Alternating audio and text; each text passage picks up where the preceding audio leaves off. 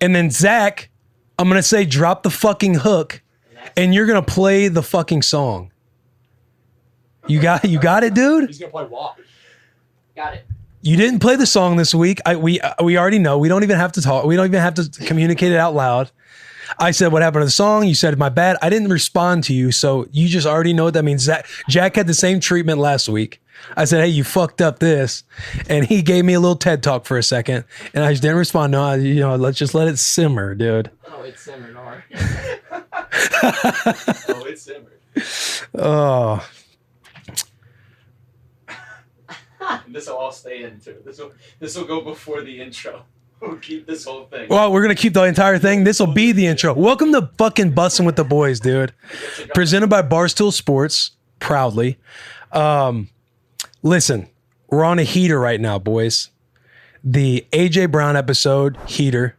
I mean, that's not to belittle or minimize any of our podcasts in the summer, but we got a nice little email and an update last week saying the boys have went up 3 months in a row.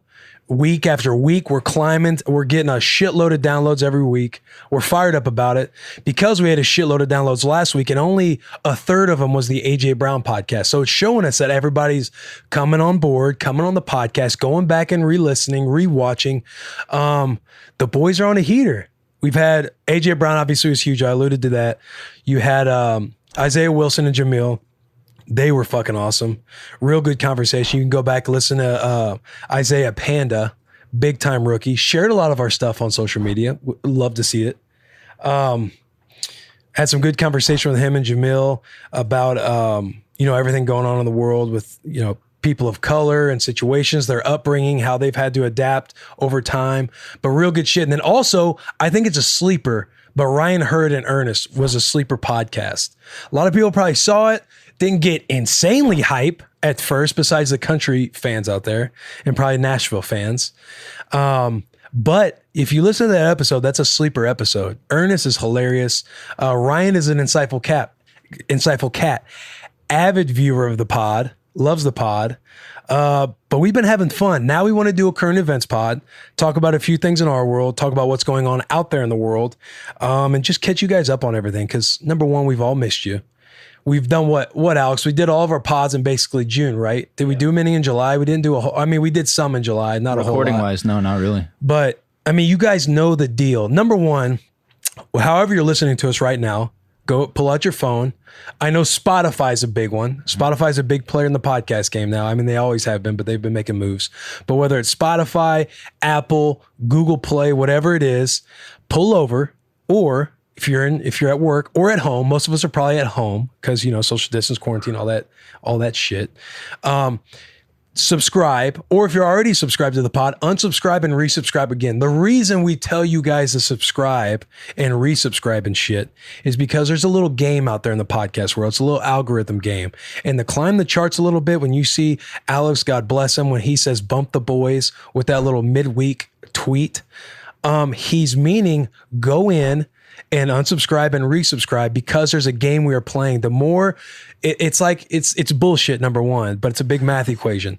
But within the first 24 hours you subscribe, it's like there's like a weighted value. And then within 48 hours, there's the next 24 hours, it's another like a smaller weighted value. And then after 48 hours, I want to say 1 equals 1. So everyone after that matters. But they go a lot off subscribers and shit like that. So we just need the wolf pack out there to continue to support the boys, share the pod. We appreciate you. You're part of this. You're part of the fucking crew, dude. You're part of the cult. I kind of hate calling it a cult because we know who's called their podcast stuff a cult. But yeah, and then also the tier 1, tier 2. Listen, we're creating merch for you guys. We're going to get some tier 1 merch coming. We're going to get some tier 2 merch coming. Everyone's included. And I appreciate that you guys aren't fighting as much out there. A lot of pride in the tier 1 folks. But again, hey, we appreciate the shit out of you guys for supporting us. We don't do this shit without you. We sell zeros here. Well, we sell merch, so you can buy merch. But when it comes to the pod being free, there's no paywall, there's none of that. We sell zeros. So our zero for you guys to us needs to be that subscribe button. We also have a YouTube channel. Go to YouTube, subscribe on YouTube, Bussin' with the Boys. It's a full-on experience. Zach, he does a hell of a job. All the boys, sorry guys, I'm not minimizing anybody. Jack, Garrett, Josh, shout out everybody. Bloss. sick YouTube channel. You basically don't even have to hold your phone. We bring up everything right there in front of your face. So you're on the full on experience watching the episode on your big screen. We also have social media, Bussin WTB. Follow us there. And then, of course, our website, bussinwtb.com. We're doing some cool things with the website, so you can go and check that out. If you go on there now, you'll see that the boys are calling them. Ryan set us up, and you give us your email, and we give you pup dates. So check us out, bussinwtb.com. Am I good on the intro? Can I tell Zach to drop the fucking hook, because he didn't drop the fucking hook last week? And I don't know if anybody else noticed, but I noticed. I get on the pod every now and then. I'm sure the boys sometimes are like, yo, Comp really fucking checks this shit. So make sure you're on your P's and Q's. This is going to be a special hook. So enjoy this hook. Zach, drop the fucking hook.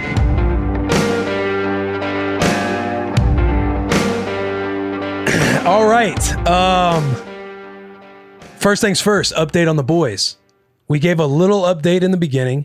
We talked about our podcast a little bit, but we've had some dope shit going on.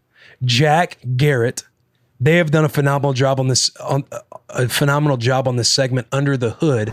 It's the Bussin' with the Boys version of Hard Knocks. So if you know Hard Knocks and you like Hard Knocks, what's up, squad? It's the boy Will Compton.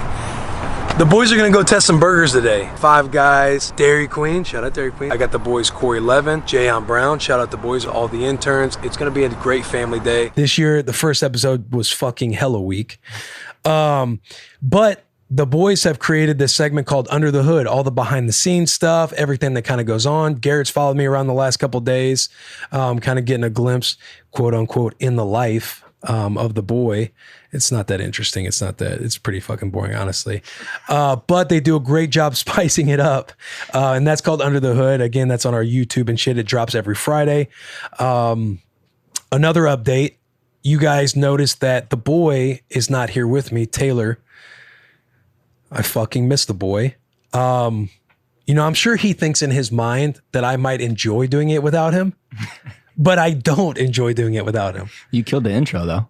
Well, I appreciate that, but I miss the boy, man. You're not going to see him post about the pod a lot in season because my man is on a mission. He likes to refer to it as the path, but he's a very focused individual, and he doesn't want anybody to think that he's not focused or doing anything that revolves around ball. So you're going to see us obviously sell out and post a lot throughout the year with Bussin' with the Boys. You're not going to see him do it that much because, again, he's got laser fucking focus on this year with the Titans, with the boys. And I respect it. I appreciate it. Now, I wish we were, because I think we're a funny little duo online. But he's got bigger shit to worry about than fucking tweeting with me and tweeting about Bussin' with the Boys on his podcast. The podcast is going to be here. Podcast is going to be booming when he comes back, and we're firing off on all cylinders in 2021. But you guys know the way it works. For anybody that's new, that's just listening in now, everybody, all the tier ones and tier twos and people that have followed us for a while, as you guys know, we backlog all of our episodes. So every now and then, right now, I'm doing a current events pod, and that's because I'm unemployed and I don't have anything else to do right now. And I'll get to that in a second. But we backlog every episode. So we got a lot of guests in the tank. Kyle Rudolph, Prince of Mukamara, RG3, a lot of guys coming out throughout the year. They're going to be a lot of fun. Brett Kern, I'm forgetting guys, but we got some good shit coming. Rashawn and Jayon, they'll be on the bus. But what we do is we backlog all the episodes so everybody understands that the guys aren't podcasting while they're playing football. This is what we did last year. Again, and if you hear me come on with current events, obviously I'll keep you updated, but that's how we do the thing around here. And also Spooktober. We got to shoot fucking, we did Spooktober. October is going to be a month in itself, dude. It's going to be fucking awesome. We're going to have a Spooktober episode every week that drops. And it's funny because Taylor called me yesterday, called me bright and early. It's like 7 a.m. I snoozed it. I ignored it because I was just trying to get up myself. You know what I mean? Just a little wolf trying to wake up in the morning. And he leaves a voicemail. I check his voicemail. Oh, you know what? I'll play his voicemail. Yeah, hey, I'll play his. Because, hey, it's starting to get a little spooky out there. You guys saw me tweet the photo last week. He told me he had some fog coming in. It's getting a little nippy out there. Here's his voicemail to me. It's 7 a.m. Will Compton, it's Taylor Lewan. A couple seconds ago, it was 7:07 to pop up the O. and it's just like 7 minutes. So you got to respect the time. Now it's 7:08, so it doesn't really make any more sense anymore. I was calling you. I woke up, got my truck real fast. I turned the AC on. The AC I kicked on real fast. I started getting a little cold, a little chilly. And then I started driving. I was like, dude, it's kind of foggy out here. I'm kind of feeling a little nervous, a little scared. And then I realized, yo, we're pretty fucking close to a spooky month coming up. Feels a little different this year, but my God, it's looking spookier than ever. Get excited, buddy. Get fucking excited. I hope you're having a great sleep. I hope this didn't wake you. Goodbye. Hey, I miss the boy, dude. For the boy. Hey, man. for the boy, man. His voicemails sound a lot like his intros. I know. Hey, is that not nice to wake up to, though? It's the best. Hey, and what's funny is if you guys are sitting here watching this, I'm sitting there, I was looking the same way while I was listening to it in bed next to my fiance. And I'm like, hey, babe, you got to hear this voicemail. But hey, a side note on the boy, he's looking swaggy in his little uni photos. I think he stole Kevin Byard's sleeve, because if you see the sleeve, it kind of goes up on his forearm a little bit. It's a little small, but the boy's looking swaggy out there. A saw strip. That visor's super hard. Yeah, face mask he's too. a big visor guy. But he's got the one sleeve, dude. I'm a big one sleeve fan. I rock the one sleeve, little wristband on the other arm. But he's looking saucy. Dude, I'm fucking hyped for the year. I'm hyped for the boy. I'm hyped for the Titans. And I can say that because I'm not on a team yet. Either way, I'm hyped for the boys because I'm always hyped for the boys. I guess I can give a little update on myself. The boy's ready. The boy's been training and staying in shape. For those wondering about me, I basically train and stay in shape, and I'm waiting on a phone call. I want to say the NFL just lifted the ban on flying in free agents to work out. So the boy might get some traffic here in a little bit. I got to be careful because I can't say too much. Loose lips sink ships, and no one needs to be airing out their business. Like, I'm not Jalen Ramsey. I can't sit here and talk about where I want to go and what I want to do in life. But we fielded a couple phone calls. I've had an offer, but it wasn't an offer that I was willing to take at that time. So I haven't received anything to get me out of the podcast seat, out of Nashville yet. The reason being, you might ask, why wouldn't he take an offer? The first thing is when there's not a certain amount of guarantee or bonus involved, somebody like me would not look to do that. The reason why is because I feel like I've positioned myself in a way to where teams or anybody, any short list that I might be on, understands that I can come in and I can plug and play at any moment. Now, I wasn't offered, if I was starter worthy, in their eyes, obviously I know I can fucking start and play. But if I'm being GM, if I'm playing GM mode and having full on objective self-awareness, if I was worth starter money or somebody to pay to have on a roster right now and be the guy and be the starter, obviously that would have been the case. I would have been picked up already. That not being the case, I'm in a spot that's sort of comparable to last year, a little different, to where I'm basically opting out of doing off-season activities and training camp and such like that until the season comes. Because again, as you guys know, the injury rate in the NFL is 100%. Always is, always will, or always has been, always will be. Now we have another element of COVID where you don't understand. Guys have been opting out. Guys are going to test positive in the year and, have to quarantine for a couple weeks based on the protocols. So with COVID also playing into a favor of a veteran free agent, you can kind of wait it out and figure out, what teams are going to be available when the season comes. That way I don't have to put wear and tear on my body during training camp. I'm 30 years old going on 31. So every team understands that I'm getting older. I know I'm getting older. So you gotta be able to pick your shots. And for me, it's not putting extra wear and tear on my body, not having to leave unless there is incentive to leave at what I am doing. So with that said, the boys' phone is obviously open. And I am playing this year, yet to be determined. I might have said no to the only opportunity I'm going to get to play this year. And for me, it was a decision to where it's like, if I can live with that and I don't get a phone call again, am I willing to take it? My answer was obviously yes. It would suck if that was it. But I'm fully, obviously doing Bussin' with the Boys and a few other things. Like I've been preparing for a transition, and it's not end all be all, I guess, for myself. Am I saying that all correctly, Alex? Yeah, that makes total sense. I don't hear your mic. Yeah, that makes sense for sure. All right, cool. Because I'm trying not to talk myself into these certain boxes. You know what I mean? Because at the end of the day, it's all a business.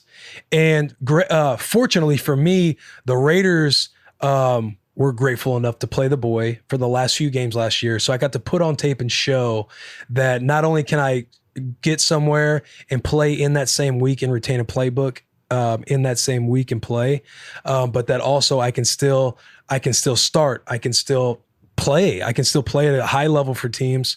So knowing I have that resume, and knowing that teams are going to need plug and play guys a little more this year, because it's going to be a weird fucking year. It's going to be interesting the way COVID's playing, the way the MLB's had to postpone some games. You see the landscape of college football right now.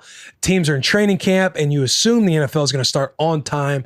But obviously, when they do, if they do, and when that season continues to go, or when you get into the season, you never know how it's going to go. It's going to be real fucking interesting this year. But I feel like I'm in a spot to where, it's just the decision and the route I've kind of went. And, I feel good about it. Once we start seeing games happen, do you think it'll be noticeable that maybe some of the younger guys haven't had a chance to prepare the same way that they would have if it was normal camp? Like to the average Absolutely. fan? Like you think we'll see that on the field? Absolutely. I've talked to a couple guys who are on teams and asking about their training camp and stuff, and they all feel like they've been very, like walkthroughs and stuff are very crisp. Now, obviously, when you go from a walkthrough to more up tempo, I'd be curious to how they're playing now with helmets on. And then when you get in pads, it'll be interesting because when shit's going fast, motions are happening fast, the cadence and people are yelling a little louder around you in pads and everything else, and you're not just in a walkthrough kind of leaning this way and be like, oh, yep, I'm going there. And the coach is like, hey, great job, great job. You got to be able to make fast decisions. But I do think like you could see some sloppier ball being played early on, but that's just because there hasn't been an offseason. Now, on the flip side, if teams are executing and playing well, I know the players are going to want to come back and be like, hey, we executed and played well without the whole offseason thing going on. So conversations could be fun next year for guys. And I do think that's something that could potentially play in a favor, like a free agent veteran like myself. Because again, there's not a whole lot of guys that you lean on that are like, hey, you plug and play. Like we need you to fly in and play this week type of thing. And I got to do that with the Saints. Unfortunately, got that little dumbass pussy ankle injury there that they had to injury settle with me and cut me. That fucking sucked. But I also got to do with the Raiders. And a lot of I always see a lot of fans, a lot of the Raider Nation out there asking like, do I want to come back and play? Like abso-fucking-lutely I want to play for the Raiders. Time will tell with everything. But that's my update. Is there anything else? I was going to ask you, what about with no fans? Like how much do fans play? Like I know obviously for different guys it's different. Like I'm sure some guys play off of the fans being there and everything. But like for you personally, how much do fans play into your game, and how weird would it be to play in an empty stadium? It's a good question. I feel like guys will have a lot of different stances on it because you take out the fan element. Number one, you're going to take out a lot of like energy that you can feed off of, a lot of good momentum, like when plays happen for you, especially as a home team or something. It'll be interesting to see how they do all the crowd noise and everything. So it takes away the element of like the energy and just feeling people around you. Like Darren Bates is like an entertainer when he's on the field. Like Taylor feeds off energy of other people. Jalen Ramsey, like these are guys, George Kittle, guys I'm thinking about that we've had on the bus that kind of feed off that energy of fans. But DB, he'd always be somebody that gets on the bench and stuff and's waving the towel, getting everybody hyped, talking shit. But you can kind of feed off the fans and you feel that energy during a game. Now, on the flip side, the benefit of not having fans is I feel like guys will be able to lock in and concentrate a little more. Like the moment might not get too big for them, especially young guys or guys that aren't as confident. And I don't know who those guys are. That's for their own self to answer. But like for myself, just landing and going somewhere, all those jitters and everything you might have would be more so because you're going and performing on a huge stage in front of thousands of people.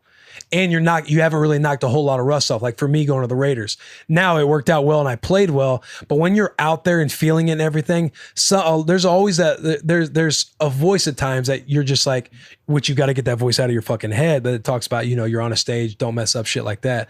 Those guys who think that way, I think young guys and like guys who are inexperienced, I think that might help them a little more because they can concentrate and play the game of football. Because it'll kind of feel like, I don't want to say scrimmage because I don't want to minimize what the game's going to be like, but in a way it's going to be like a fucking scrimmage with just crowd noise. You know the difference between, teams play crowd noise throughout the week. When you're an away team going into a week, when the offense is out there during practice, they're shuffling in crowd noise the whole time, turning it up loud, music's playing loud. Some might do actual crowd noise. So guys are used to having crowd noise. So you know the difference. You know what I mean? Like, like it's just loud for no fucking reason out here right now. Like there's not a shitload of people watching. But when you go out there on a Saturday and it's just a regular practice and you're kind of scrimmaging, doing 1s versus 2s, 1 versus 1s, and like say Titans, for instance, and you got like maybe 5,000 people out there, you feel it a little more because people are watching you. So I feel like that's going to be the difference of having crowd noise and not. And I'm sure the crowd noise is not yelling targeted things at comp. Like there's no recording like, you suck, comp. Yeah. No doubt. No doubt. What else we got in the works? Care packages. That was a good update. Yeah, the care packages. So what we're doing now, care packages isn't necessarily available to the fans yet, but what we're doing is we're sending these training camp care packages, and I'm stoked and fired up about it because I was sitting back one night and I was like, what can we do to build this brand a little bit better? And how do we do it through the boys? Like we want everything to be done for the boys, with the boys, all of it, dude, all of it. Everything revolving around the guys that we have on and players and kind of having that platform for the guys. So what I was thinking is we caught this idea. I was talking with you, Alex, because you're the one who said care package, right? Or you said something about photo or something like that? Yeah, care package, because brands do it for influencers. Right. Agencies do it for like players. Brands do it for influencers. Yep. And I was thinking, boom, we should create a care package. Like, great fucking idea, Alex. So that night I remember just brainstorming fucking everything about having a care package that's for the boys, like for the athlete. Because guys will get care packages and they'll have like candies and shit like that in it. So I wanted to make something cool. So we got some things branded that we're shipping to all the guests that we've had on the podcast, the football guys. So hopefully they'll be promoting that, shouting the boys out on social. But yeah, we're sending some cool shit, dude. We got them. We got them some merch, obviously, for the boys. The Bussin gear, the hats. We got them some Manscaped, of course. The slides are later. We got some sweet fucking slides coming out. Those are later because those are in production right now. We got them a gag gift. I got them a gag gift, a sperm kit.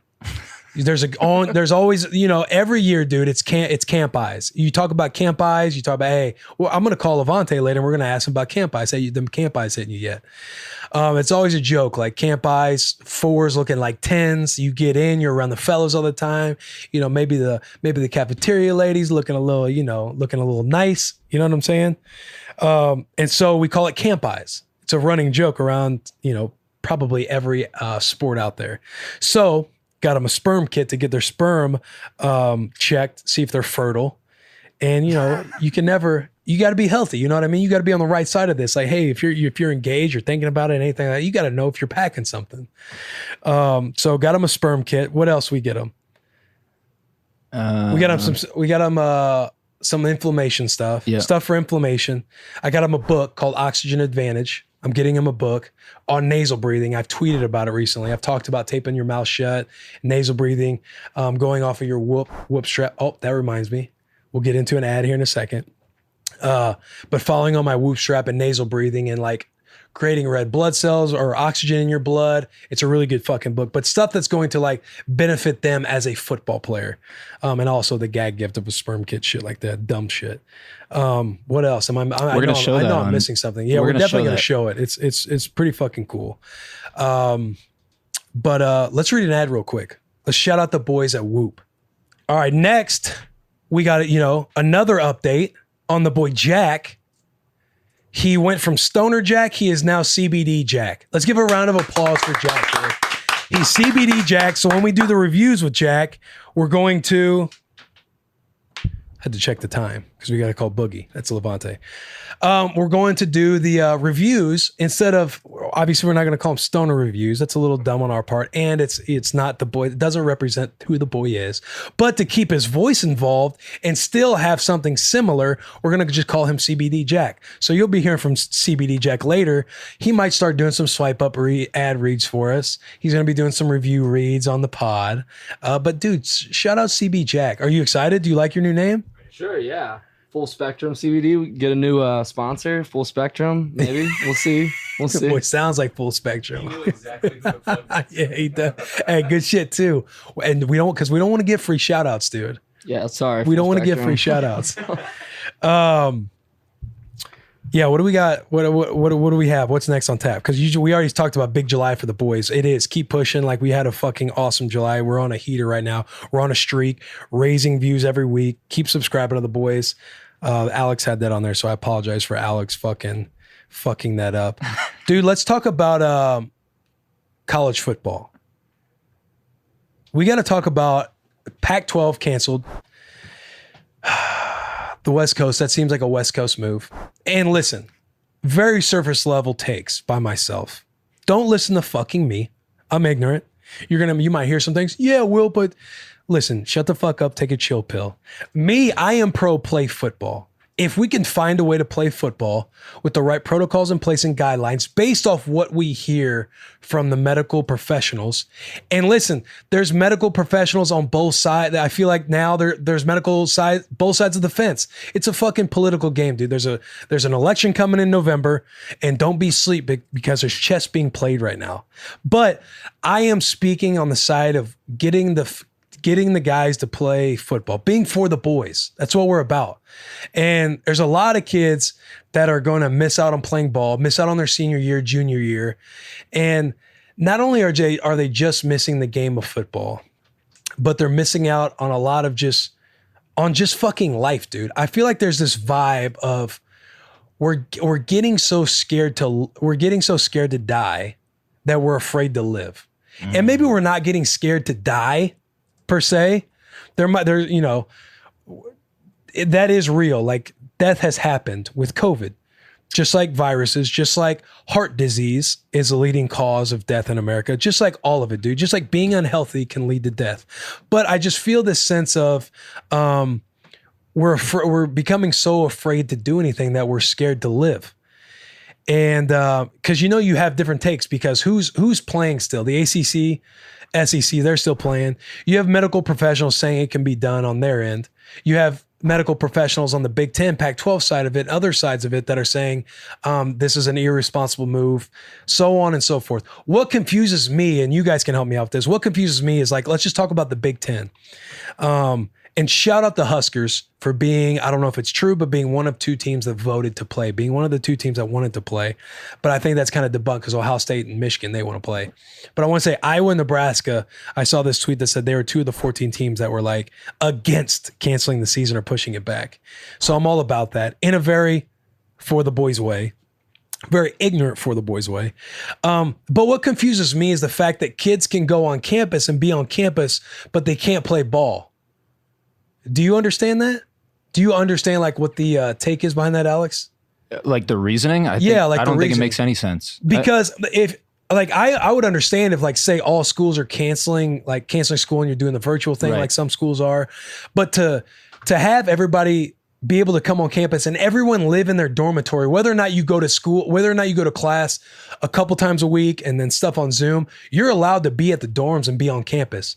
So what throws me for a loop is knowing that and then knowing you can't play ball. Because I'll tell you this, me in college and my teammates, everyone I've known, being an athlete and being around this, if we didn't have ball for a year and no one kind of knew what the fuck was going on and all we knew we had to do is show up and train and practice, but we're not playing, what that would do when school is in session and kids are on campus, women are on campus, parties are going to be back on campus. Like like I saw Nick Saban say they're safer with us than they are back home where they come from, or with like the general population. Now they're going to be with the general population anyway, but the more they can be under the supervision of the coaches, he says the better off they are. I agree with that. I agree that having that mentorship, those adult figures in your life, and people kind of telling you where to go, what to do, and soaking in like what's real and what's not, and here's how we're going to do it. Here's how we're going to do it as a team, because you're doing it for the man next to you when you're part of these teams and atmospheres and cultures like in Alabama, like in Nebraska, and so on. So that's where I get like, what the fuck is going on? If kids can go to school, but they can't play the game, I don't know. It just it throws me for a loop. Well, I mean, we're doing it halfway. You know what I mean? Like, even if you look at fully functioning adults in the real world, they're not abiding by all the rules and guidelines that are set in place for them. So how can you expect some 18 to 22-year-old kids who, like you're saying, are there to have the time of their life? That's why they're at college for the most part. You can't trust that the kids, the non-athletes, that they're going to be doing things the right way, and that would be less risky, quote unquote, than having guys at practice. Yeah. They're going to be networking and hanging out and doing whatever else college kids do all the time. All the time. What I enjoy is seeing guys that Trevor Lawrence, he spoke up, which is great for leading the charge for like athletes and stuff, because you need somebody of that magnitude, because he doesn't need the season. He doesn't need a fucking play, because he's going to be a top 5 pick, top 10 pick next year. So if anything, he doesn't fucking need to play at all. But just the reason of him being that voice for everybody and those guys, like I see Nebraska guys coming together, trying to get in like a transfer portal to play, to go and transfer and play at schools like me. I am for the guys playing ball, because again, it's like, you got these sides of the fence to where you're glass half full and you're glass half empty type of thing. Me, I'm always a glass half full kind of guy. Like, I'm always optimistic. I'm always positive about it, because in my mind, the world, especially our country, is built for people who want to excel. There's always going to be a small percentage of people that want to excel, right? That's why they're successful. You know, millionaires, there's a stat that came out recently. I want to say Dave Ramsey might have posted it, but 70-something% of millionaires didn't have any money, didn't have inheritance. The country, and I know I'm getting on a different tangent from playing college ball, but look, I'm talking about being a glass half full guy. I'm on the side of like, it's still like, the world is still going to move. Like, everything is still going to go. And the people who are hungry as fuck and want to excel, and who want to go about things and are, in my mind, the glass half full type of mentality about it, like, they're still going to find ways to excel and do those things. You know what I'm saying? And it just gets frustrating, man. It's frustrating that there's no college ball. And I think the reasoning is just confusing. I feel like if it was uniformed across the board, everyone was opting out, and they postponed it and came together with protocols. But that's the thing. There was no protocol set forth before it even happened. When I talk to coaches that I'm still close with that's at college, on the college level, they're doing Zoom meetings throughout the summer and everything, and talking about plans 1 through 10 different plans, depending on what the NCAA tells them. And they weren't getting any feedback from the NCAA.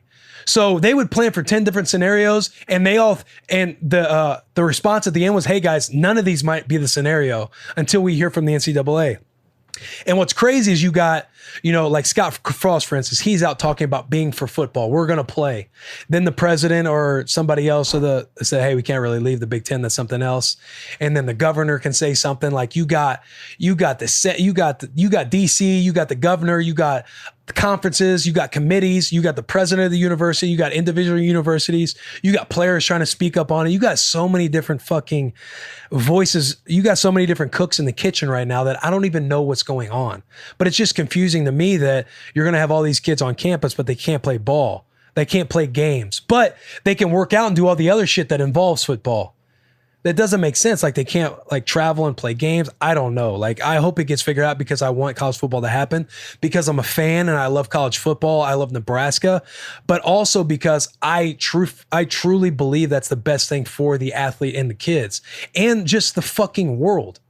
The world, America for sure, but it's just the best thing for the world too, to have stuff back that you're rooting for, because all you see is so much convoluted political propaganda bullshit on social media all day that you just love rooting for. Like, it's just better for everybody, I feel like, when college football is being played. Go ahead, Garrett. I don't know if this has been proposed or not, but what about the idea of normal students not going to campus and only allowing athletics on campus, and you make it like a bubble?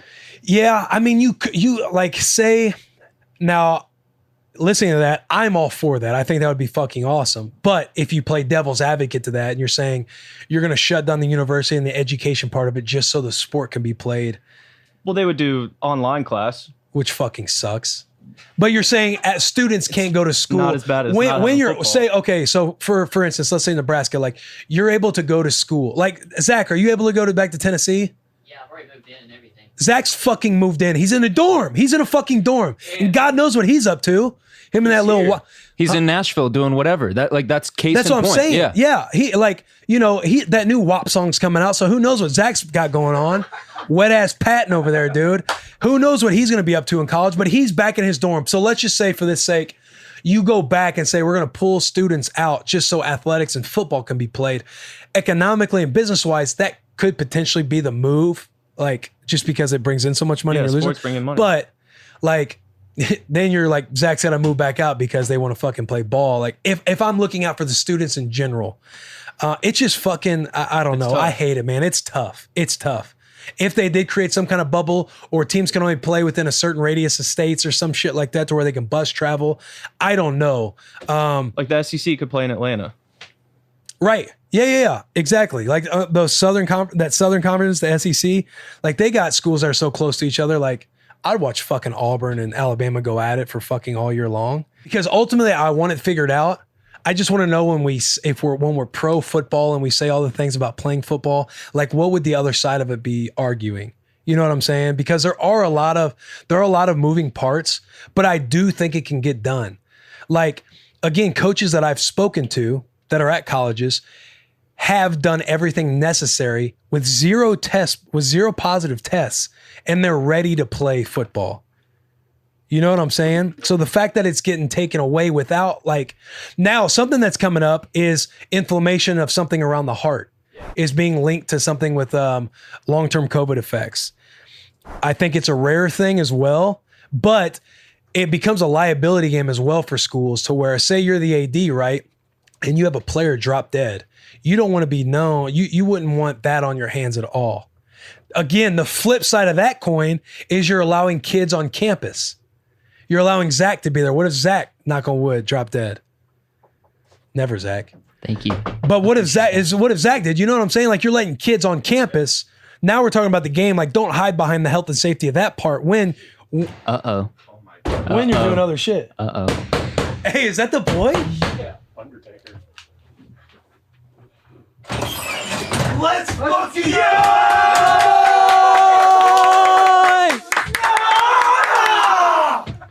What's up? Is he good? Fucking hell. Hey, let's go. Am I on? Or are we rolling? You're good. Hey, we've been rolling. Hey, I'll say this though. I think we debunked it. I could do it. But I said, I gave you a good. I'm out of breath. I got so excited walking in. I'm so out of breath. Hey, we got to go back and clip the saying, hey, here's why Taylor's not podcasting. I did a nice bit on you. Was it nice? It was nice. He said it was nice. So I have talked to about the believe you. pad. Hey, nice mussy, G. That thing looked nice.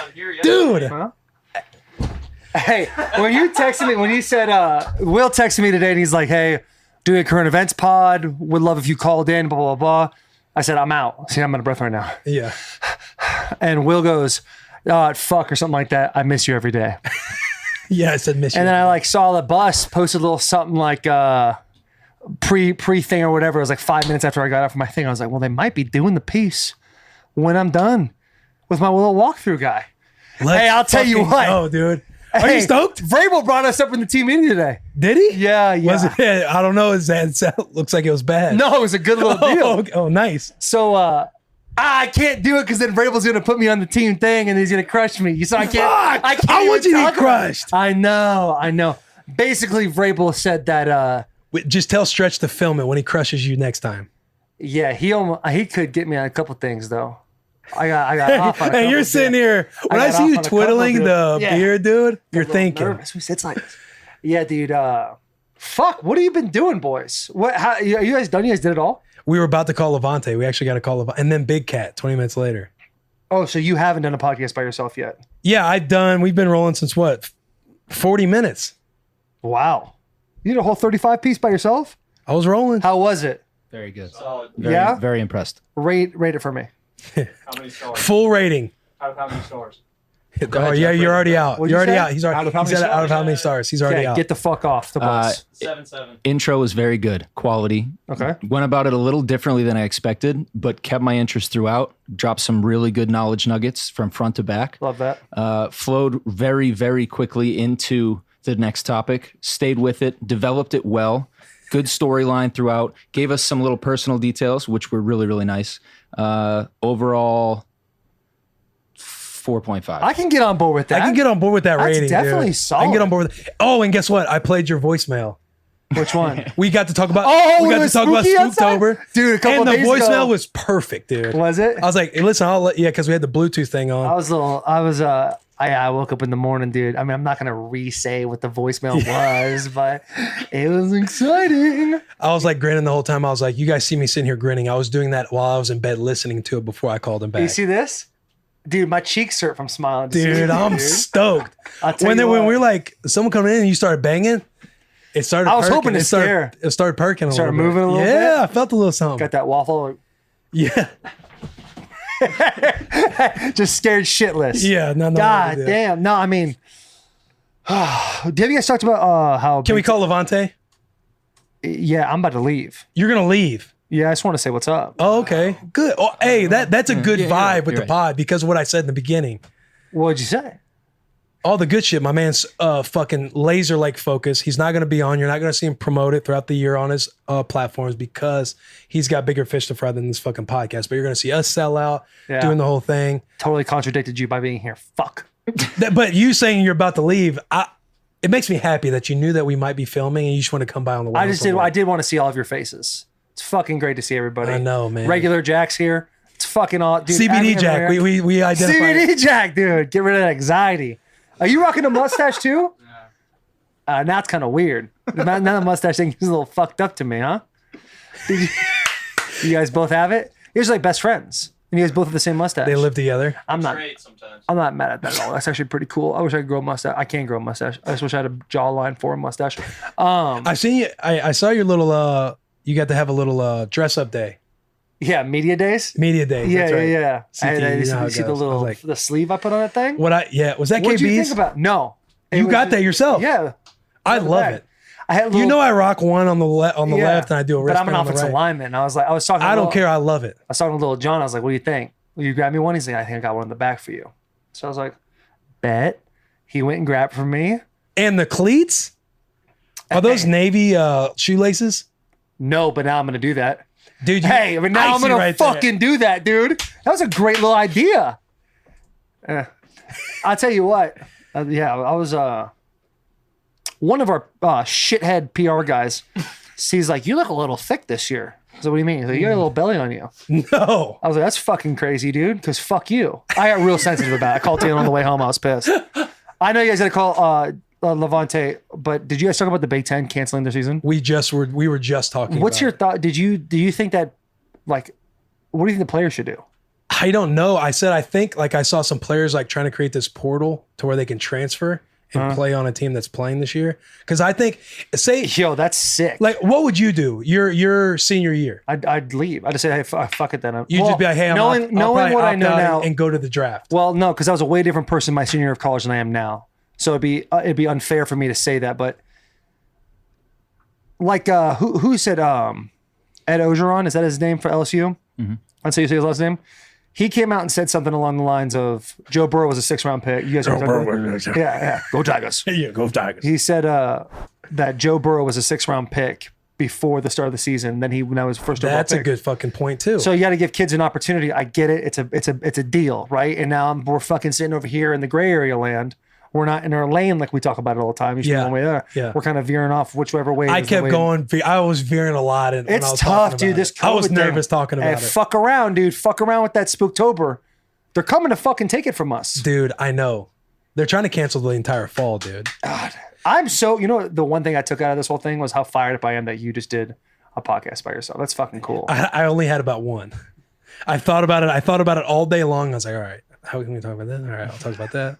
It's like, fuck, it's going to be tough without the boy. Was it easy, and then though? before him, it wasn't bad, but I told him, I said, before the pod, I said, guys, look, I'm going to be talking to you the entire time. So talk back We talk back and forth like we're in a So conversation. it was really you and 5 other dudes. Yeah, talking. It's But been you know- less you than know I how- expected, though. You know how I Really? go on, Yeah. you know how I That's go awesome. off on tangents. So I was kind of going off on it, but I bet you were way more along the guidelines without me here. yeah, when I got to the end of it, I'm like, all right, what do we got next? Like, Alex, what the fuck are we? We talked about that already. Oh, really? Yeah, so we'd wait, we bring it down. You get to listen, subscribe. Rate 5 stars. Tier 1 guy. Yeah. I'm not really even a tier 1 guy right now. I'm probably a tier 3 guy as a viewer. But I'm a tier 1 guy because it's my fucking podcast. You know what I'm saying? Yeah, I mean, you're I the, do the you're thing. the boy. I'm the boy. Yeah. Well, it's not I like do- a title, I but it is. do- We're all the boys. Yeah, I do think like what was your caption when you tweeted Taylor's video, Which video? his swag video? Swagoo. I think we you we did should the, refer to him as one of the bosses. The boss looking icy. When was the last time you wore that white suit? I've only worn it once. Would you Why wear? not? Would you wear it again? Yeah, next time I re up, you see all these tackles getting bit off and stuff. Hey, Getting hey, how about George? Kittle, baby. George Yeah, fucking shout out Kittle, dude. That's awesome. Good for him. That's sick. Damn, that's crazy. Hey, we got he our got first paid a day. lot. We have our first day of OTAs tomorrow. But Kittle getting broke off like that's epic. And then Kelsey got it right after Yeah. too. See, here's what I think NFL teams do actually. I think if there's like a tight end of the Chiefs and a tight end of the Niners, they had to have talked and be like, okay, we're doing this, we're gonna do with Kittle. And then like, all right, we'll make sure Kelsey's, $500,000 less or whatever. Because when I signed my deal, Jake Matthews was like $1 million less than me, but with like a 500,000 incentive, like Pro Bowl incentive something. And so, but it was like I signed my contract and like an hour later his contract came out. Are they both managed by like an agency? Same I agency? don't know. I think Jake's CA. I don't know what Jake is. They might though. I feel like there had to be some sort of talking going on. There's gotta be. Like 'Cause a if- 'cause if CAA, Jake- 'cause if I've heard Jake- like- CAA's operation is just unfucking real. CA is the best agency. Like they got in the world. biggest, they got Yeah. everybody, like they know everything that basically goes And the on. thing that's super annoying is that people will be like, well, I want an agency. The guys are just going to focus on me. Dude, they got that. I feel like I'm the only guy in that whole entire agency. It's crazy how much they care about you. CA does a That's really good job. They do Well, a you got really, really Pat. good job. Pat's a stud. Pat's a stud. Yeah, I Pat's got a stud. Tom too, the OG. Is he the owner? Tom had his own agency that CA bought. CA is the number one He's talent, always got to say that. number one talent agency in the world. They are. And then there's WME who's number two. Yeah, But people they are would the best people talent. who have been with WME would say, no, we are. I think the Rocks with WME. Yeah. And stuff like Emma Stone's with WME. You look at the bottom line though. I mean, it's CAA. Yeah, but WME doesn't have a sports agency. I don't think. Well, they do, but not for football. Gotcha. They're right there on Rodeo. Shout out Neil Cornrich though. NC Sports baby. Who? Neil. if you ask, Good to be back. hey, I said that, was too. nice. I was like, man, I gotta fucking go on social media and set up myself to get shit on. Like, I don't have Taylor shitting on me anymore. Like, it's been lonely. I bet. I've seen a couple of your tweets. Too. I've been like, I'm gonna let it go. I'm just gonna go to bed. Sometimes Wake up sometimes I'll scroll and be like, on mine. no, on mine. Yeah, I know. I don't really tweet like that right now. Yeah, especially not now. I don't know if I'm gonna tweet nothing about Bussin with the boys the whole entire season. I thought about that. Why? Just so I can just fucking stay locked in, man. So when Yeah. people see and it's like week 8 and they're like, yo, I don't think LeJuan's got a penalty yet. Something like that. you know, All the boys been locked in. And it's not like I can go and repost something and I can be just as locked in if me just putting add to story and then moving on. Mm-hmm. But outside viewers looking in, like you just want people to know that you're locked in. So just be like locked he's not in. focusing on his own. Yeah, thing. exactly. Just be locked in. I'll tell you what, the boy might stray in Spooktober though. Because That's what I'm my saying, love like- for Spookytober. Yeah, like we gotta have it. Spooktober now is a different little deal. I know. But you know, you'll at that point you'll be what 5-0, feeling good. I sure hope so. So if you were in college, would you leave right now? If you were in college and you're like, hey, I'm probably gonna be I would do what Fifth I round would do pick. whatever I could to play because I would know I have to play. Right. Like if I'm gonna get drafted, Right. I gotta play. yeah. I would be super fucking bummed. I'd be one of those kids that are trying to be on like, you know, the movements that are trying to be like, yeah, go see if we can transfer. Go play at like Toledo for a year. Well, Mac's done. Go play at like Boston College, Vrabel. ACC still playing though. ACC playing, SEC playing. SEC playing. But Nebraska, your boy at Nebraska's like, fuck it, Hey, we're up for grabs. Hey, yeah, Y'all want to snatch us up? Come snatch us up. Nebraska's out there making power moves. Michigan. Now, Figure it out. Harbaugh He had a came good. out. He had a great quote. He had a great quote. Yeah. How about these coaches do a great job of doing the health and safety thing, but also saying we want to play Yes. as well. They do a great job of towing the line.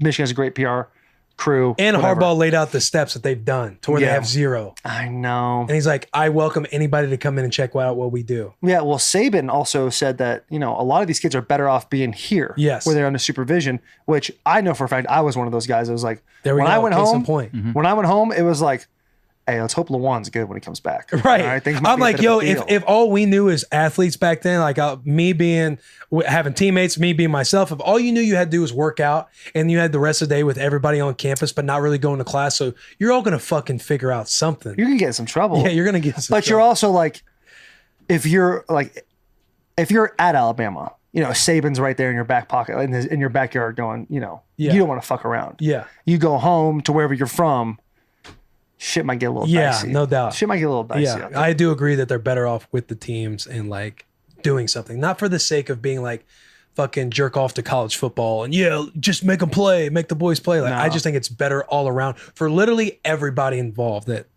the kids get to play their sport. If you're guys like Trevor Lawrence is a guy who has said I want to play and stuff like that, but he's in the ACC, so they're going to play. But teams that are not playing, and there's guys that are studs on there that probably first round, second round, third round draft picks, like you got to go, man. Yeah. Like just because you don't want to go play in the spring, then what happens with the draft? The CBA says you can't have the draft before or after June 2nd.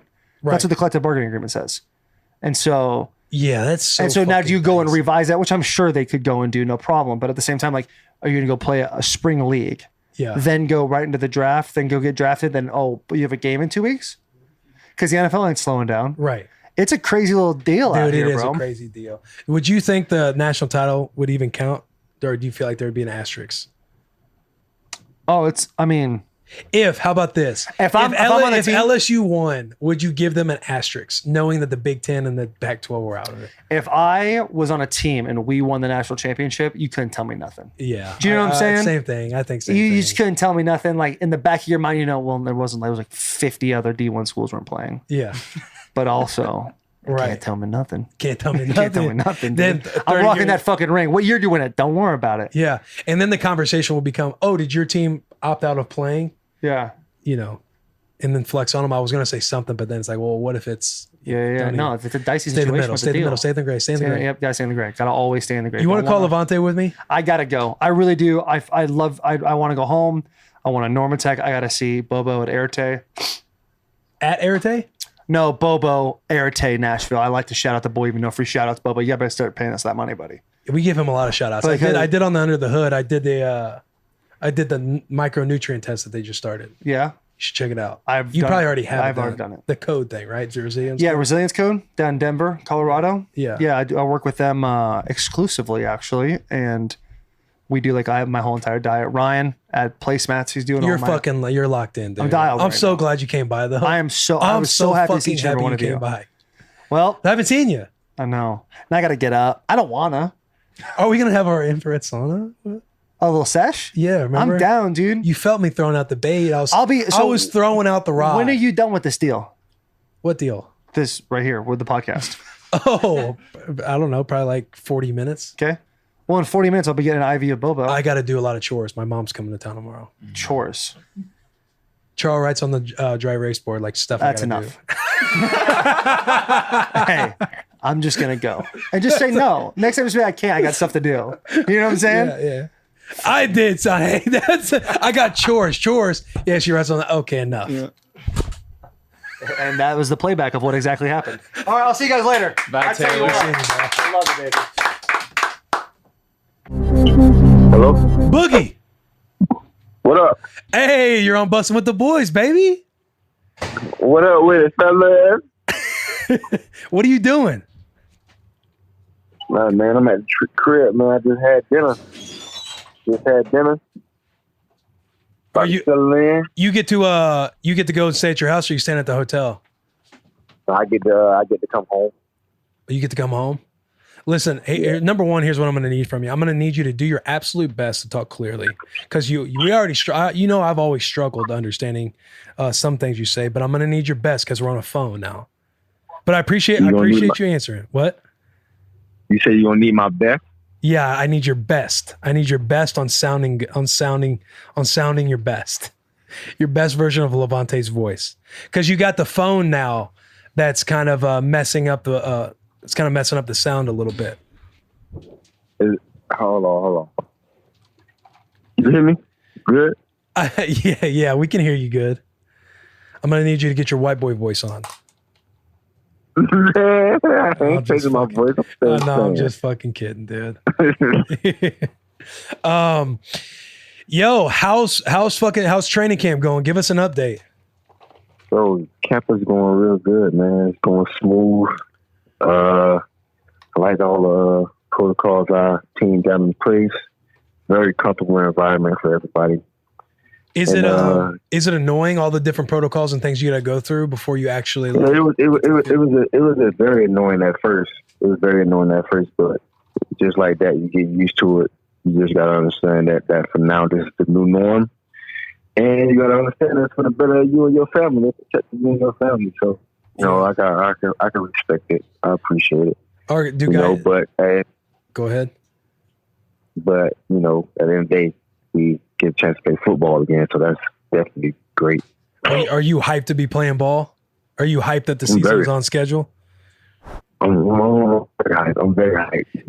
Do you think there's going to be any bumps in the road? Obviously, I had my thoughts at first, but right now, everything's looking smooth. Hopefully, it stay that way. But with the way things is looking, just with the way the world is set up nowadays, man, you never know. You never know what's going to happen. But just got to keep praying that things go smooth. Everybody do what they're supposed to do within the organizations, and hopefully everything plays smooth, man, and we can continue to play football. Yeah, I feel you on that. We were actually just talking about the Big Ten canceling and the Huskers not being able to play ball this year. Dude, how do you feel like you would have felt as a senior?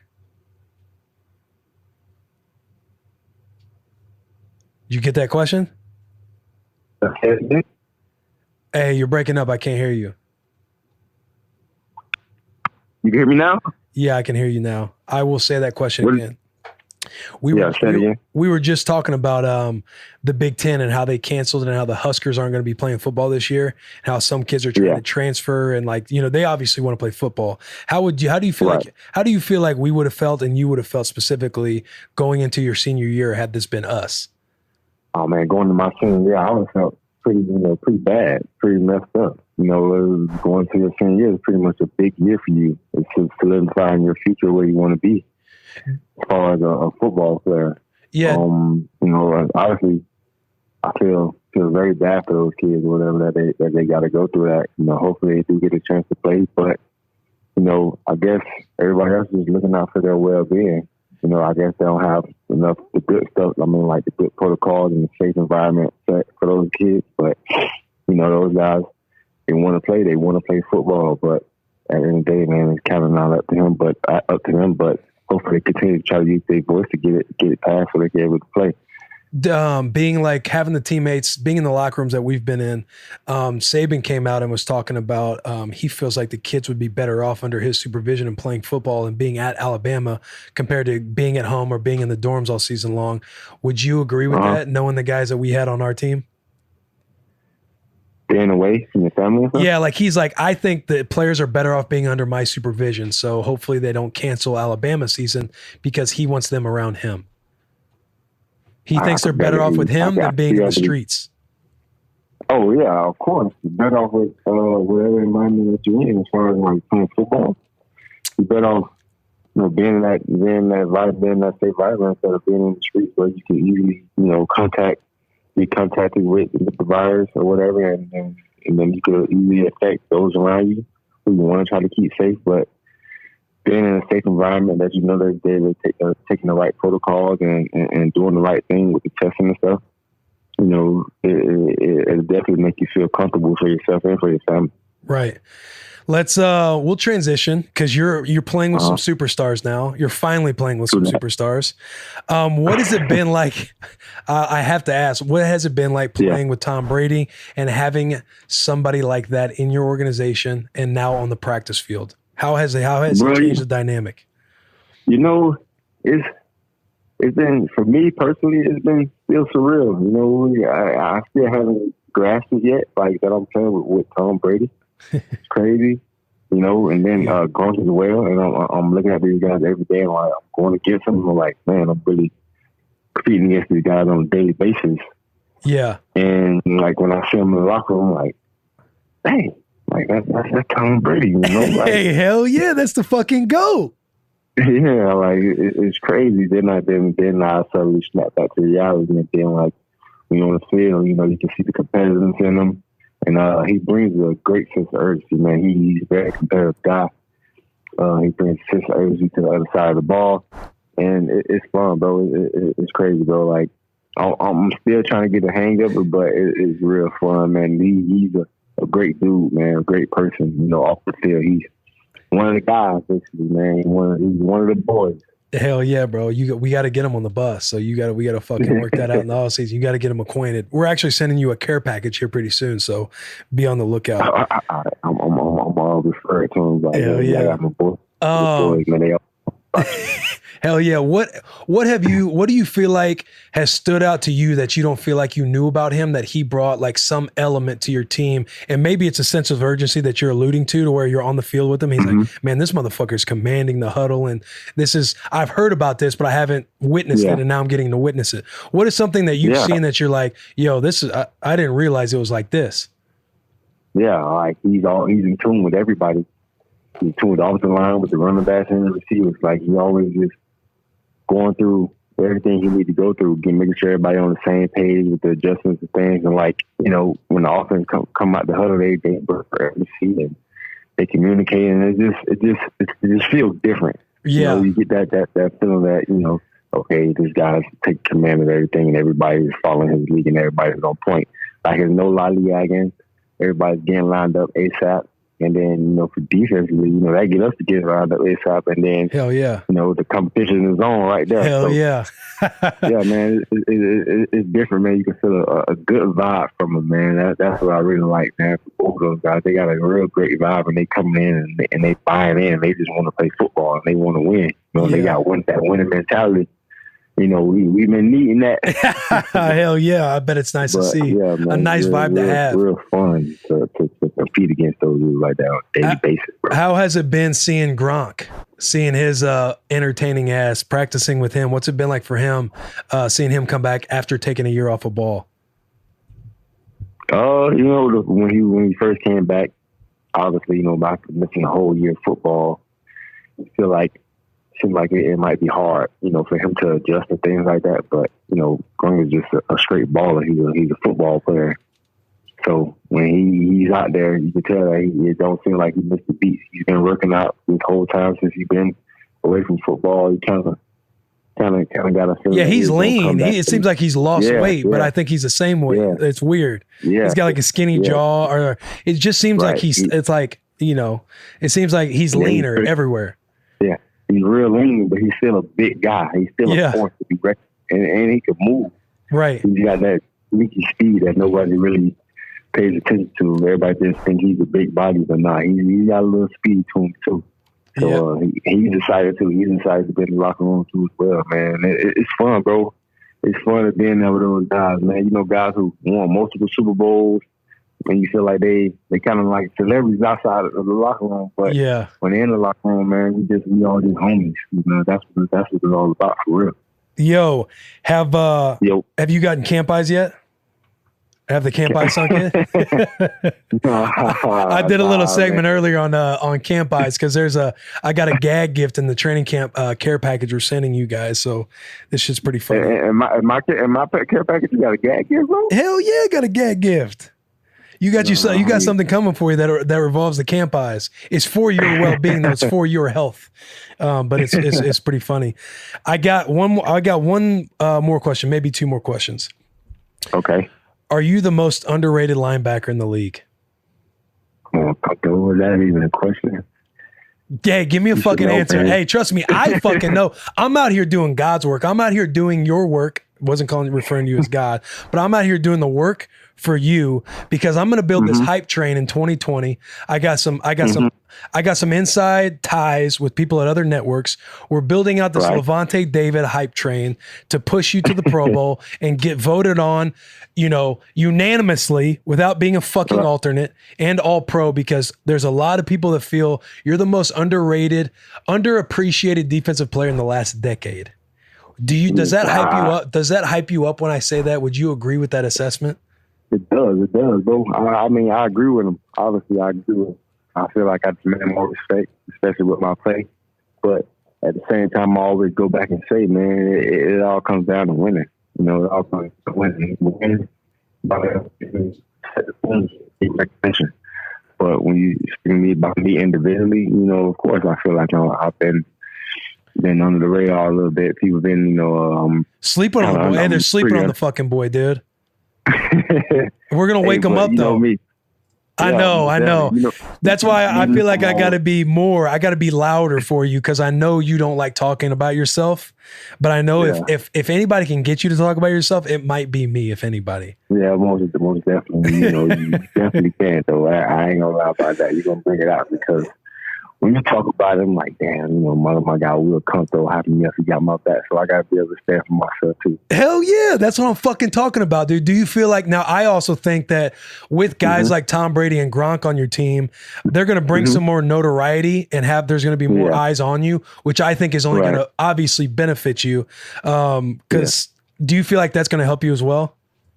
Yeah, it's definitely gonna help me. I've been a talk already. Lavonte's gonna get more recognition. Everybody's gonna see who Lavonte is now, what type of player he is, Let's and everybody's fucking gonna get to see how appreciated he is. And me, shoot, I'm a ball guy. Lights on, lights off. I'm still ball. You feel me? I'm still trying to do. Hey, I feel you, Boogie. Go ahead. I'm still do my thing, man. But why do you shut down your social media during the season? Trying to focus, bro. I gotta focus, man. It's a long season. And being in this game, it demands 100% attention and focus. Try not to get distracted, especially with Twitter. I tend to find myself when I'm on my phone. When I come in the locker room, I tend to find myself just going down Twitter and Instagram instead of to be time to going over little formation adjustments that we probably went over, or going over the defense again to get everything solid down in my mind. Or studying the offense and going over something that they do that I could catch on game day. So that's one of the advantages that I try to use. Just that little 5-10 minutes, whatever it may be, I can put to something else. And it don't even have to do it, with football. It could be just reading a book, reading a Bible scripture, reading, whatever, reading a devotional, whatever it may be. It's just something that I could just use on a positive level. Dude, I fucking love that, man. I appreciate you coming on. I don't want to take up too much of your time. I know you got to get some rest, but hey, we're fucking pulling for you over here, bro. We're obviously going to sell out for you. You don't even need a fucking social media, because we're going to do it for you. And we already got connections. We're already, I'm telling you, I got this fucking master plan lined out. But I appreciate you coming on, man. I love you. I fucking miss you. And I hope you have a safe season. Appreciate it, bro. You've been my guy since day one. I want to let everybody needs to know that you've been my guy since day one. None of this is fake. I love you too, bro. All right, brother. All right. That's my fucking boy. Barstool bringing on Deion Sanders. Huge fucking move. I think it's a huge move. You obviously, you knew when that came out that there was going to be two sides of the coin. Like I don't think there's middle ground on stuff like that, because of the backlash Barstool has taken recently. But look, I think it's awesome. I think he was done with the NFL Network. I want to say the boys Gilly and Wallow from $1 Million Worth of Games. Shout out the boys, man. I want to say they got in Erica and Dave's ear early, whenever they realized a few weeks ago that he was coming up on a contract, and kind of said, hey, you guys should look at bringing Deion over to the pirate ship. And, Eric and Dave, they execute on things like that, like right away. And I wish I could be a fly on the wall when they're sitting there talking to Deion about what they could do with him, this, that, and the other. But look, man, I think it's an awesome move on Deion's part. He's arguably the most entertaining athlete of all time. One of the most. prime fucking time. The man can stand there and say, I am the best to ever do it at my position. And he's not scared to say it. He's got a lot to say all the time. He's got a lot of good shit that he says, spits a lot of motivation, inspiration. He's got his hashtag truth that he always uses. It stands for something. Let's look up what that stands for. But, I think it's a perfect move for him, man. He's not on a network where he talks, he said it, 15 to 30 seconds at a time where he's got to fit in what he wants to do. Deion is such a creative cat, an entertaining cat, that you want him to have an open forum and say what he wants and go off of him. And Barstool's the right move. They're going to set him up with a podcast. So he'll get to talk about, what did he say? He likes controversy. He'll get to talk about things all the time that he wants to. And he doesn't have to worry about any backlash or a boss or anybody telling him what to do. And that's like his kind of freedom with that. And then they're also making a Sunday pregame show that they're going to fly to Texas and do. And Big Cat Dave and Deion are going to do that show. I'm sure that show is going to be entertaining as hell. A lot of the younger audience will drive over there. Barstool's got a machine, man. They know what they're doing. And I would assume that Deion is worth every penny that they probably gave that man. Cause I bet it was quite a bit. It had to have been something. Cause that getting somebody like Deion Sanders to join the ship of Barstool. I don't know, man. I'm hyped for it, dude. He's going to be on the bus one day. Erica, I woke up to a text at like 5 a.m. from Erica. Yo, we signed Deion Sanders. We talked to him about a lot of different things he's going to be doing. Getting on like football, like talking football with guys, the pods and stuff like that. And he brought up you guys. So we're going to be doing things with Bussin. So he's going to be on the bus for sure. Man, we got to get him on the phone at some point. Wish I had his number now. But I'm fired up, dude. Deion joining the pirate ship of Barstool, huge fucking move. And I think it's only the beginning too. I think it's only the beginning with Barstool making moves like that. Yeah, I'm fired up. You got somebody like Deion. Here we go. Hey, Big Cat's calling.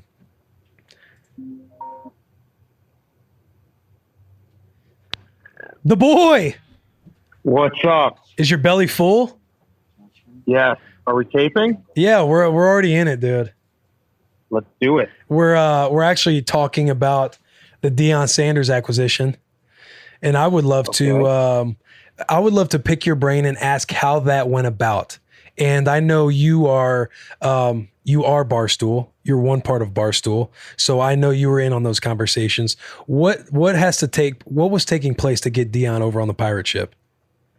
So, the first I heard of it was probably about 3 weeks ago, maybe.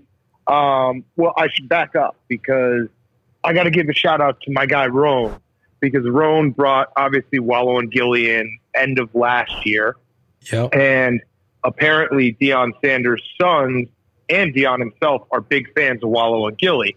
So Deion, I think, knew that his run at NFL Network was coming to a close. That connection was made. Erica went down there. I want to say it was like 2 or 3 weeks ago. Whenever Deion was originally on PMT, she actually like asked Deion to come on PMT when she was sitting next to him down in Dallas.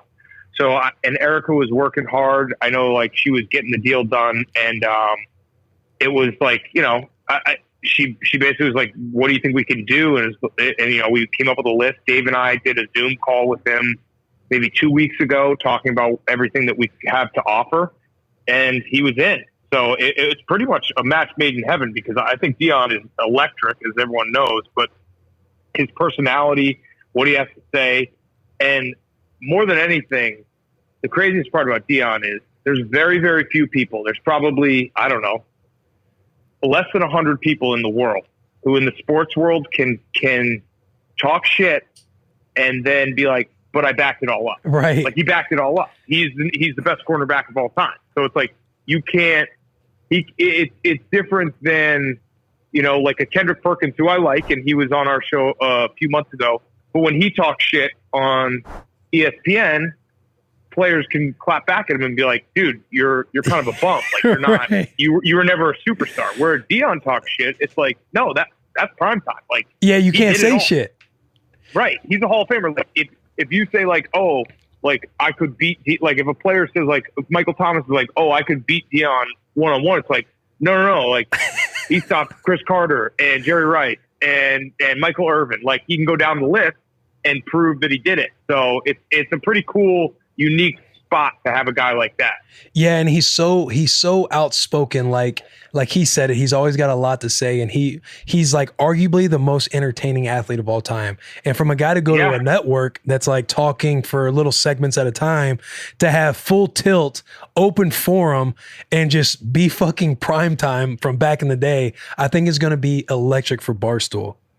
Yeah, I'm so excited. It's just another thing where if you had said this to me 5 years ago, I'd have been like, you're high, you're stupid, you're drunk. Like, there's no chance that Deion Sanders would work at Barstool. And it's a testament to everything Dave's built and everything that Erica's been able to do. Because like those type of deals don't happen without Erica doing them. You know what I mean? Like, that's where she comes in and is so good at what she does. Because I'm sure if anyone else was doing it, it would have fallen apart, 3 weeks ago. Yeah, no doubt. And then there would probably be some feud on the internet between Deion and Barstool. Right. I tell you what, though, you kind of made me like think about it, because I'm thinking, fuck, whenever I'm done, when my time's up and I go spouting off at the mouth, like I'm going to be like fucking Kendrick Perkins, dude. Everybody's just going to be able to throw fire back at me because I'm not a Deion. What's up with you? What's the latest with you? Are you talking to people? Are you going to try to get to a camp? Yeah, I've talked to a couple, and I know the NFL just lifted the rule to where you can fly in free agents now to work them out. So I would assume now that the teams just put helmets on today and they're running around a little bit, that there might be some traffic here in the near future. You never know, but that's just my vibe. Are you like, what percentage shape are you in right now? You 100%? Oh yeah, per my Whoop, I'm at 88 recovery today. Are you a fan of Whoop? I do. I have a Whoop. What strain are you clocking in every day? I probably average 14 strain a day. Shit. I want to say yesterday was 18. You know what I was thinking though, Big Cat? I was thinking last night, because you guys do such a fucking good job at literally everything you guys touch. But I was like, yo, it'd be fun if we created a team on the Whoop app. You know you can do that. Yeah, the only problem I have with that, and I do genuinely love using the Whoop, is that I don't want other people being like, oh, dude, you like sleep talk and you woke up like 15 times. They're like, well, how many disturbances do you have at night? It's intrusive to be like for me to share like how I'm sleeping. Yeah. How many disturbances do you average? I average, I think 9. Oh, dude, I'm like at 15. Really? I'm at a 9. Dude, I love looking at the sleeper. sleep, dude. What's your resting heart rate? Hold on, I'll pull it up. But I got to get my strain up, because I'm like at like maybe like 9 days when I work out, I can get to like 11, but I gotta get it going. Wait, what's the resting heart rate? The HRV? The RHR. It's under the recovery one, I think. Under the recovery line. Okay, I'm gonna find that. Hold on. You go to my RHR. Yeah, go on the 63. recovery. 63. That's tough. We got to get you down. Down. Is that bad? I'm at a 42. I'm at a 42, which is solid. Dude, but you're like almost a professional athlete. Hey, I love the almost. I love the subtle jab in there, dude. Hey, but we can make the group an exclusive team. Like only a few of us can have it. We go. Well, I'll sign something. But hey, I won't talk about your sleep habits. Okay. We can have a fun little group. I'd love to be in one with you guys and Billy Football, dude. That motherfucker is hilarious.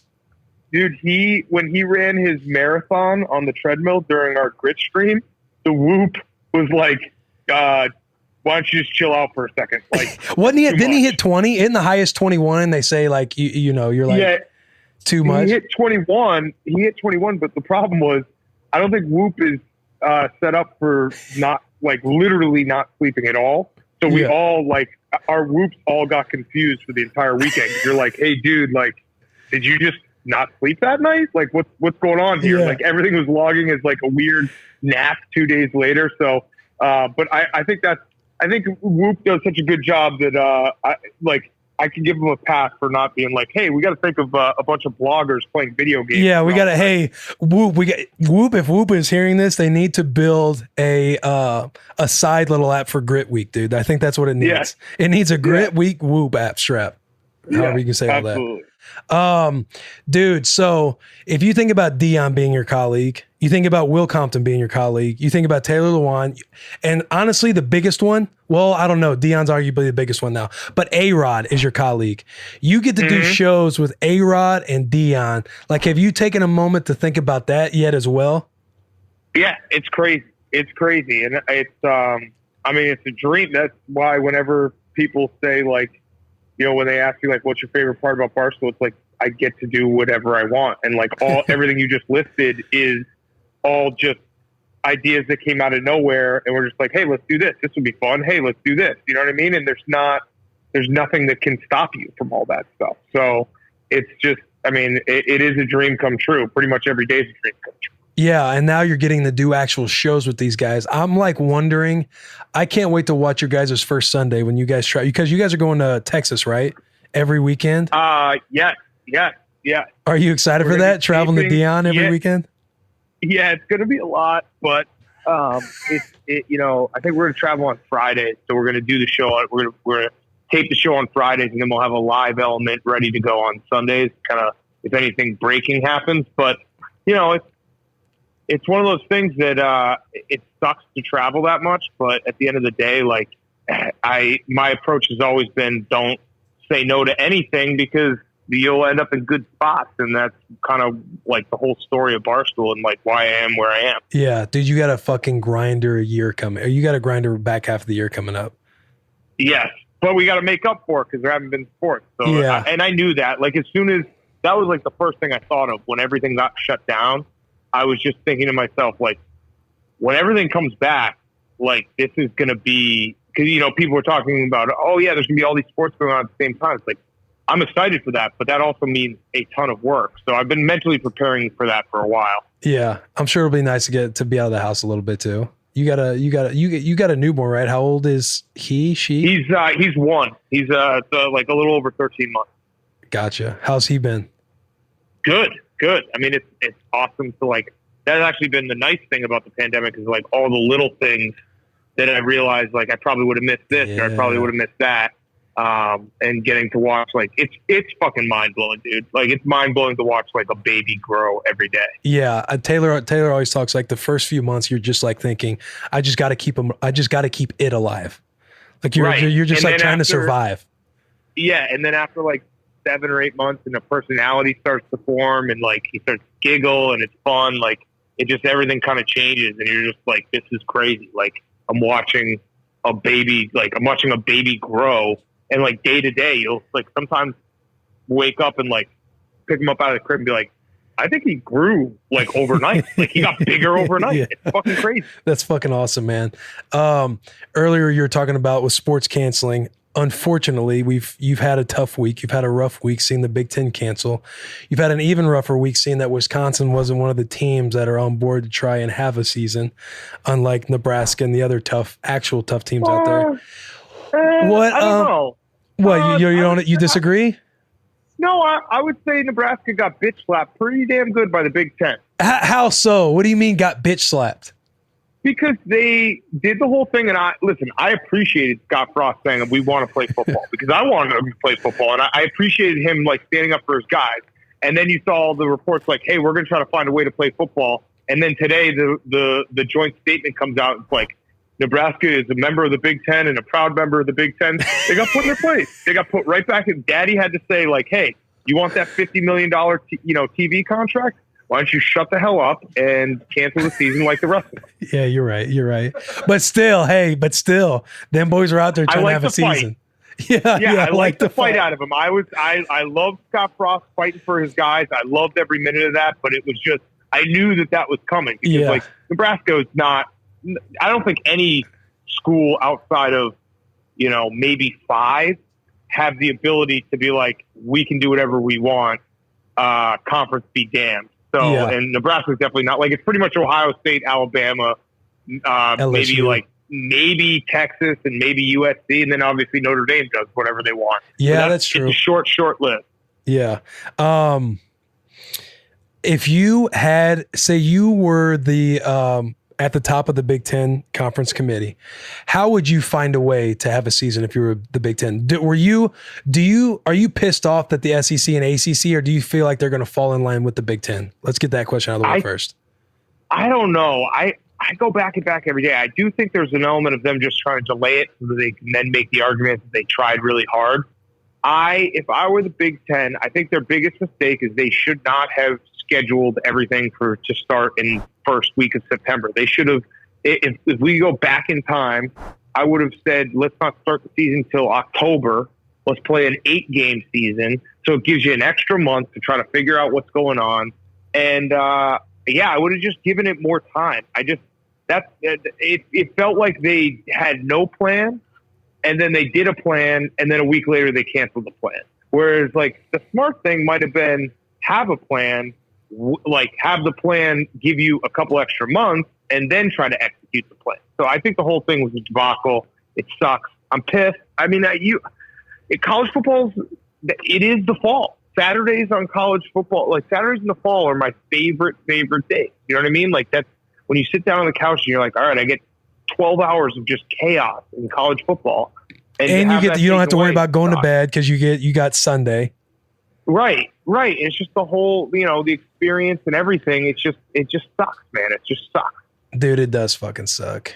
Dude, I think what makes me mad, I was talking to the boys earlier, like what confuses me is the fact that kids can go on campus, but then they can't have sports. So that's what's confusing to me, because I'm like with Saban, to where it's like, they're better off like playing, like being with the coaches, playing ball, like being under that umbrella. But it's just like, so you're going to let all these college kids who are wanting their college experience to be on campus go to a few classes, because a lot of them will be on Zoom, but the kids following all the protocols and getting tested and stuff, they can't play football. Right.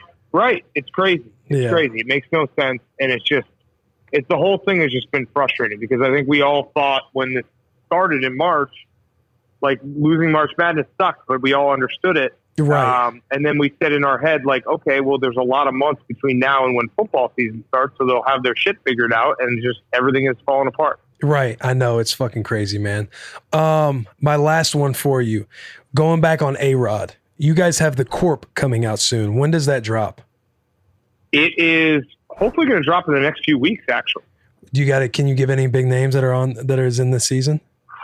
It's the biggest name by far we've ever had. I could give you, well, all right. Well, yeah, actually, no, I'll give you, I'm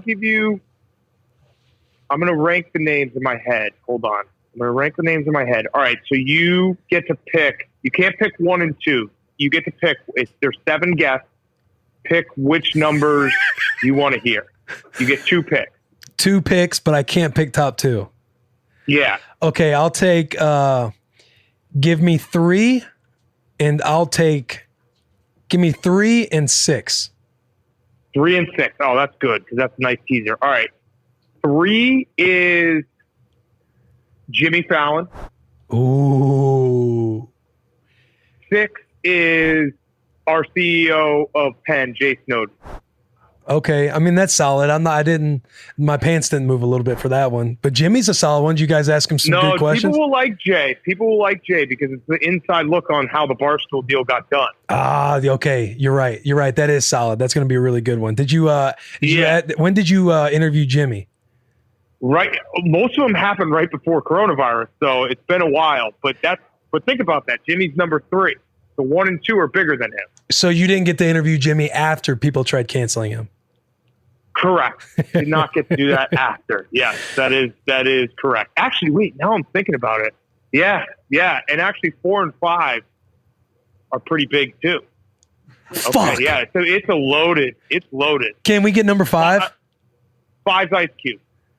Oh, that's solid. That's fucking awesome. That's 5. Yeah, so do the math on the rest. I'm not going to give any more. Do the math on the rest. Good, right? Okay, yeah. No, that's solid. That's fucking solid, man. Well, hey, I appreciate you coming on. We're dropping this next Monday, so I'll give you all the goods. Oh, wait. One last thing.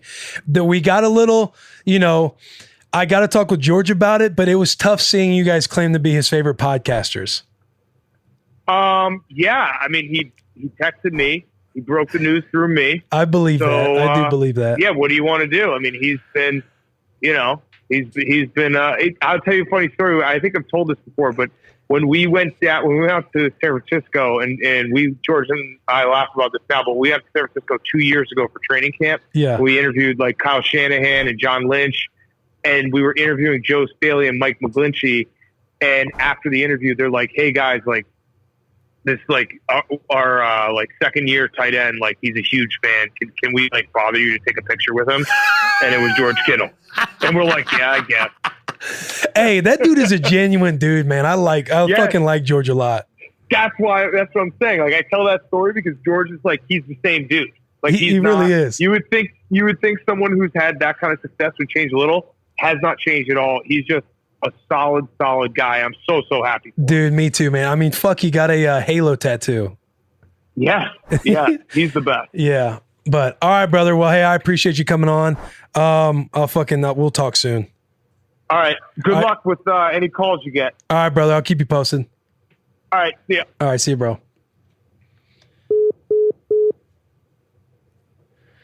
All right, boys. This was a fucking day. It's a good day to have a day. It's a good day to have a day, boys. It's a good day to have a day. I like at the end, I didn't say, we'll fucking talk soon.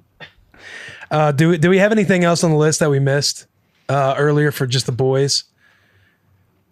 We didn't really get into Kelsey. Oh yeah, shout out Travis Kelce. Shout out fucking Travis Kelce, dude. For the boys. I was gonna say Team Bussin, but he backed out of coming here. He's still the boy though. He's still for the boys. What was his deal? Man, both tight ends got paid, baby. Kelsey's was a 4-year extension, so it keeps him in KC for the next 6 years, and he's getting 57. Damn. Let's fucking go, man. Good news all around, bro. All right, awesome. We got fucking merch. Go buy that shit up. We just stocked with For the Boys badge tees, so the shirts that say you're either for the boys or you're... Wait, what? What am I getting wrong there? If you're not for the boys, yeah. If you're not for the boys, then you're against them. I have so many For the Boys things in my head. White dad hats. The dad hats are getting back in stock, or they're back in stock, right? I believe they are. We got those motherfuckers fixed. Yep. Huge fucking bust. Oh my God, dude. Almost blew a gasket. But the dad hats are back. What you see on my head right now, them boys are back. Call in sick tees. Call in sick to work, but don't fucking call in sick to the boys. The F word's not in there. I just use that. And then, hey, a little teaser. We got some Wolf merch coming out in September. Also some tier 1, tier 2, 3, shit like that. We got merch coming. A lot of good shit, man. Subscribe, rate, review the podcast on all platforms. We're everywhere. YouTube channel, go subscribe to it. Guys, we can't thank you enough for all the support. We're truly we ain't shit without the fucking boys and girls out there rating, subscribing to us, all of that stuff. Continue to do so. Keep shouting us from the mountain. Follow us on social media, Bussin WTB. What else? Oh yeah, the website. We still got that website. But guys, hey, appreciate you. Fucking love you. Big hugs, tiny kisses, the tiniest of kisses. I was stoked the boy came on today, showed face, let you guys know he's fired the fuck up for this season. But yeah, man, that's it.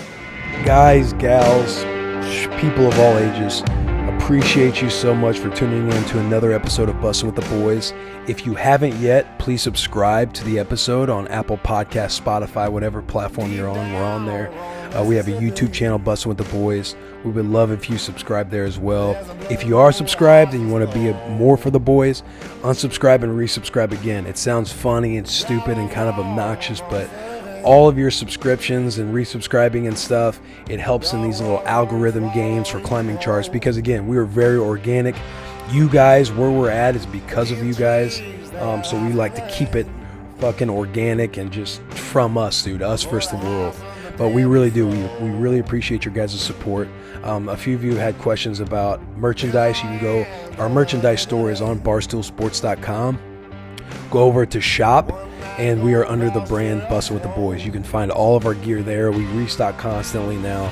If you guys have any ideas, shout us out. If you guys buy the gear, shout us out. We really do love when you guys talk back to us, add us, mention us, put us on your stories, tag us, all that fun stuff. We like grabbing that stuff and putting it on our YouTube episodes. And again, we just love it, man. We love you guys. We appreciate you so much. Keep being for the fucking boys. Keep being a wolf. The biggest of hugs and the tiniest of kisses. We love you. We appreciate you. Tune in next week for another episode of Bussin' with the Boys.